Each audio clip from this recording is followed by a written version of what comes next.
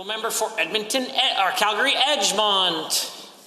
It is ironic that the MLA for Calgary downtown is criticizing that budget 2023 is not doing enough for downtown Calgary. Mr. Speaker, when he was the finance minister, he probably did the most to drive out offices from Calgary, chase them out of Alberta. In stark contrast, those of us on this side of the House have ever seen an increase in employment and greater occupancy in our downtown office buildings. Can the Minister of Municipal Affairs tell this Assembly what more in the budget for Calgary? The Honourable the Minister of Municipal Affairs. Thank you very much, Mr. Speaker, and thank you to the member for the question. My colleague is well aware of many of the projects going on in downtown Calgary, right across Calgary right now, Mr. Speaker, thanks to his time and dedication in the file of infrastructure. He's right to recognize, Mr. Speaker, that we saw a decline in office vacancy in Calgary, the rate now dropping for a second straight quarter as the province recovers from 4 years under the NDP. As the member will well know from his time as Minister of Infrastructure, the government knows the importance of Calgary, and he will know many of the projects in Budget 2023, Mr. Speaker, with $541 million over 3 years for Calgary LRT. The Honourable member for Calgary Edgemont. Thank you, Minister. Given the critical importance of Calgary being our commercial capital, and given that there is a need for schools, hospitals, roads, bridges, and social services in Calgary,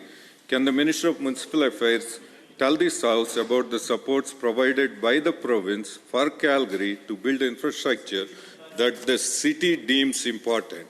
The Honourable the Minister of Municipal Affairs. Thank you very much, Mr. Speaker. Now, Budget 2023 includes great news for the City of Calgary, including the widening of Deerfoot Trail, Mr. Speaker, and the new Calgary Cancer Centre, which I know my colleague is very passionate about. Mr. Speaker, that's above and beyond the other dedicated projects for Calgary that are too many, of course, to list in this short time, but it spans, Mr. Speaker, roads, post-secondary, healthcare, education, arts and recreation, with almost $3 billion in the budget because Calgary matters, Mr. Speaker.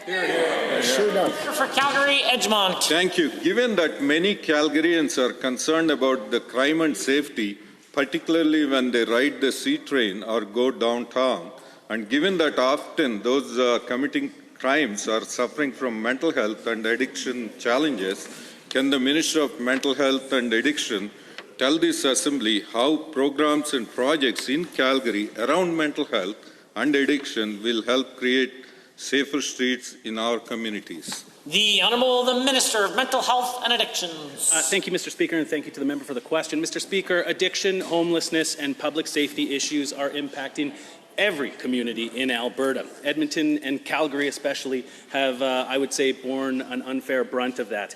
And that is why we are taking real actions. The Calgary and Edmonton Public Safety and Community Response Task Forces are responsible for implementing $187 million worth of life-saving initiatives in our two largest cities.